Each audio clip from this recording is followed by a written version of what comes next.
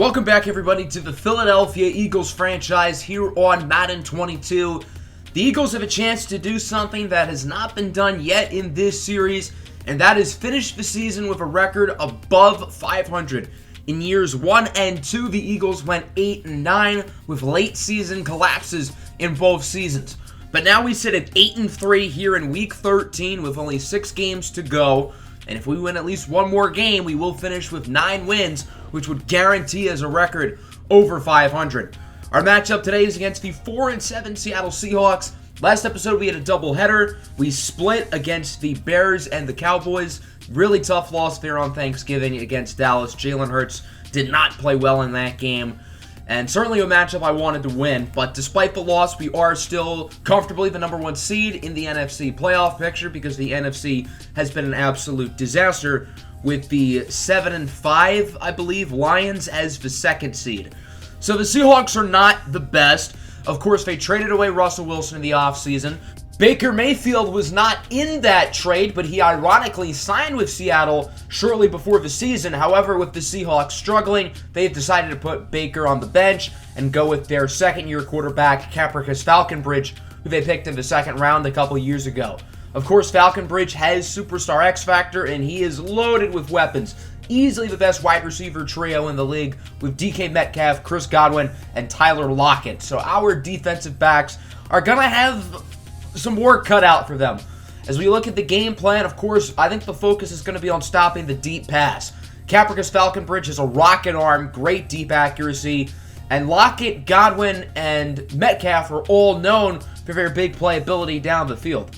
We're going to focus on running the ball offensively. Apparently, our biggest threat there is punter Michael Dixon.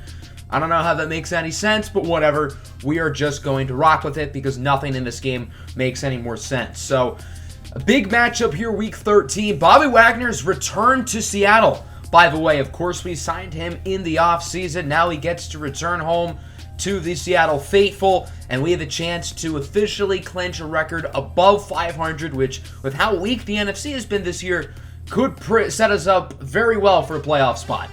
So here we go, week 13 action here in Seattle, Washington, as the 4 and 7 Seahawks try to go after a miraculous playoff run. They started the year off really poorly, have won some games as of late with Capricus Falconbridge leading the charge.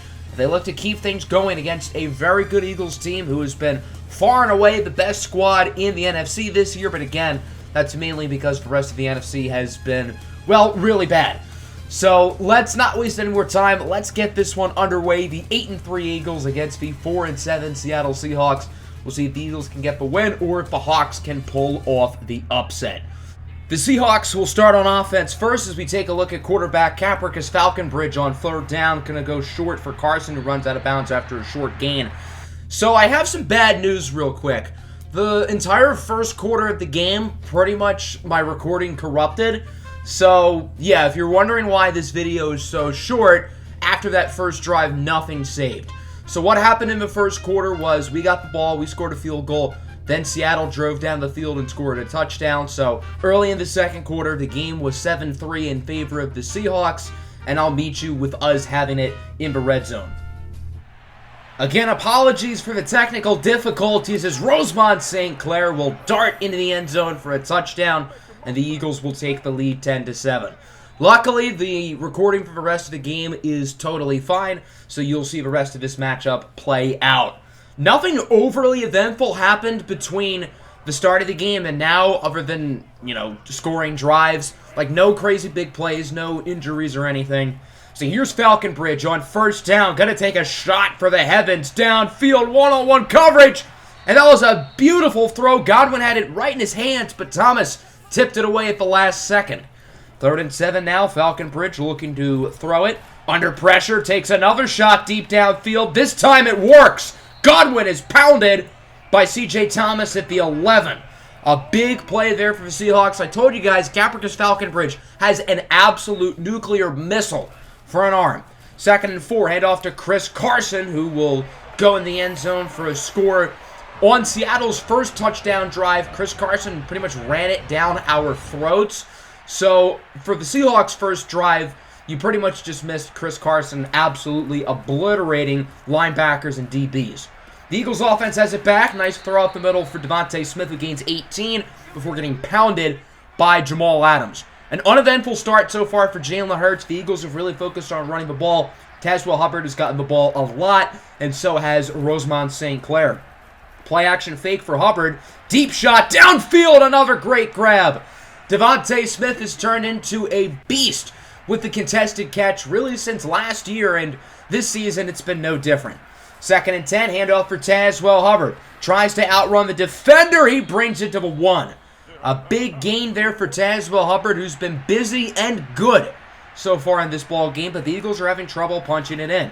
3rd and goal. Hurts will look to throw it under some pressure, trying to get it to Claypool, but it's nearly intercepted by Jamal Adams. So despite having it a few inches away from the end zone, the Eagles are only able to get a field goal out of it as Zebediah Phoenix sinks it down the middle, and it is now 13-14.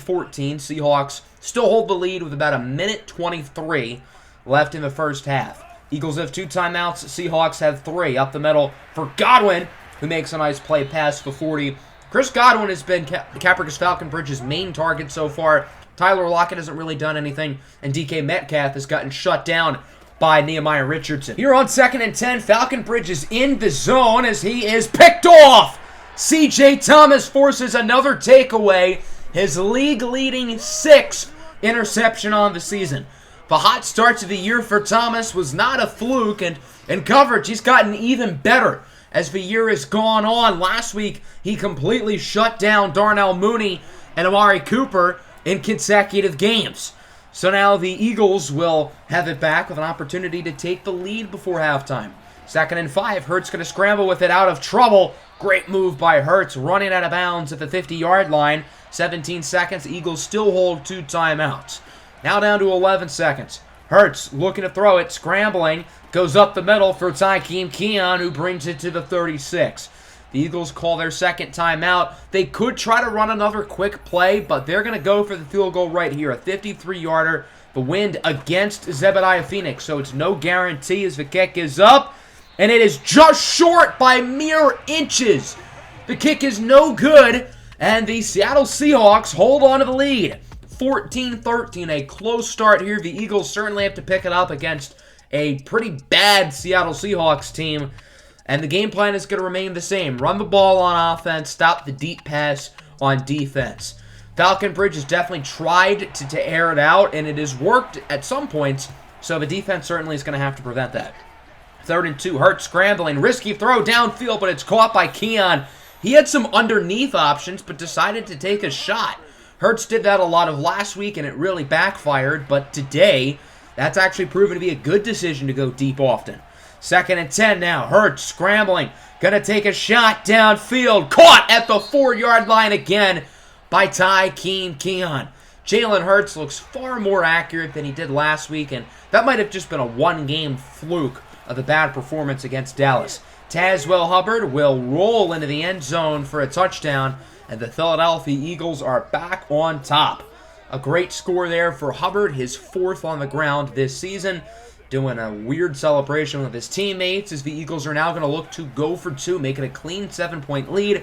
Hurts connects with Devontae Smith in the end zone, and it's now 21-14. So a great start here to the second half of the Eagles. A 2-minute drive resulting in 8 points, and they now lead this game by 7.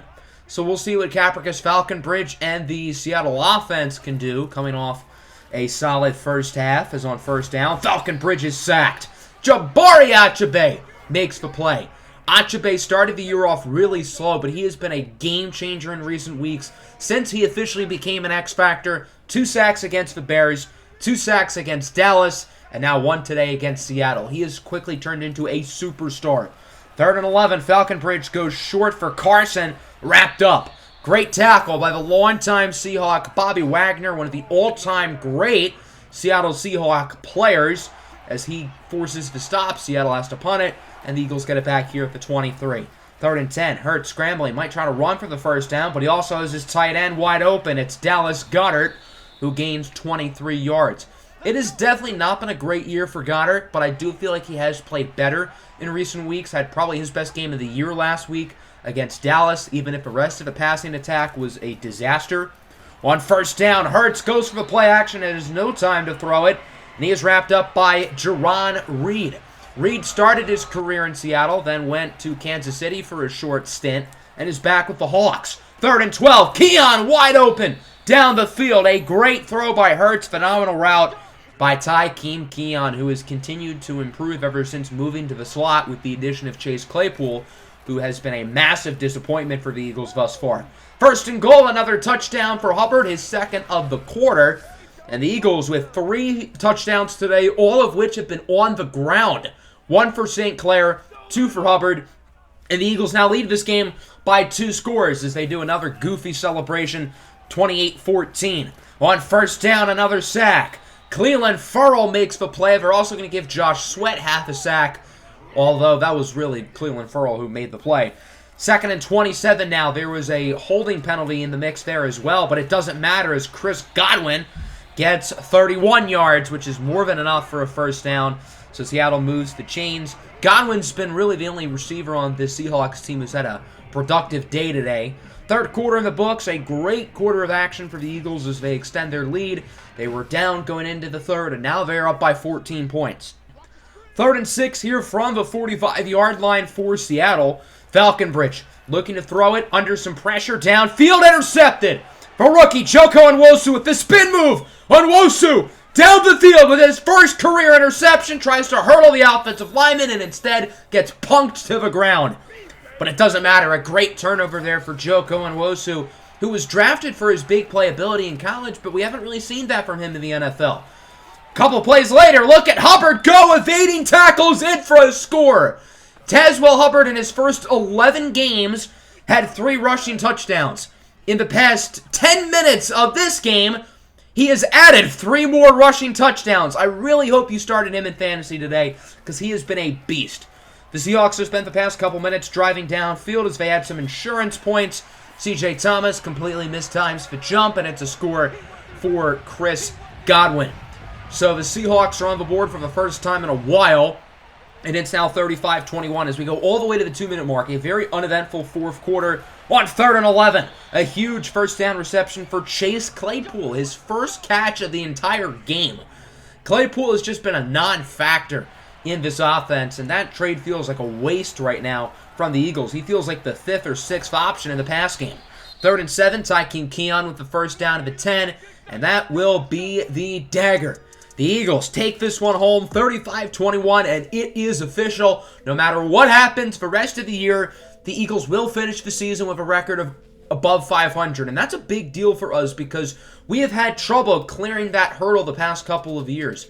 In Season 1, we were over 500 late in the year, but collapsed down the stretch. Last year, we started 8-4, lost 5 in a row. So if we don't collapse here again at the end of the season, we could have not only a playoff spot, but a very high seeding in the postseason. My strategy going into the day with Jalen Hurts is to really focus on the short passing game because he really struggled throwing it past 10 yards last week. And my strategy changed very early in the game. We took a lot of shots with him, and it actually worked. He played quite well. Capricus Falconbridge I thought was pretty good too. Did throw a couple bad interceptions, but he really flashed his potential of what he could be. Both teams ran the ball well. I think they should have given it to Carson Moore. Again, he was a beast in the part that got corrupted. Tazewell Hubbard had his best game as a pro, and Rosemont St. Clair, quiet for his standards, but still very solid. A lot of receivers had big days. Tyler Lockett was actually a little bit better than I really remembered him doing, 9 for 90. I guess he had a lot of his plays early in the game. Keon, Smith, and Godwin were also very impressive. And then as we look at the defense, another strong performance here for our defensive unit. Sacks for Achabe, Sweat, and Furl, and then the interceptions, of course, by Joko and C.J. Thomas. So overall, a great win. Again, I apologize for the technical difficulties, but there was nothing I could really do about it. My recording just messed up, and, well, we got to deal with the hand that we've been dealt. So obviously, we're still the 1 seed with a win. That has not changed. And with 5 weeks to go, we have made it to the home stretch. Within these next 5 weeks, I think it'll be in 4 episodes, 1 doubleheader. We have 2 episodes that will feature prospect profiles as well. I'm not entirely sure which weeks will feature what, but you'll see as we make it here towards the end of the season and hopefully finally get into the playoffs. I hope everybody enjoyed the episode. Make sure to hit the like button. Make sure to subscribe to the channel if you are new. Peace out.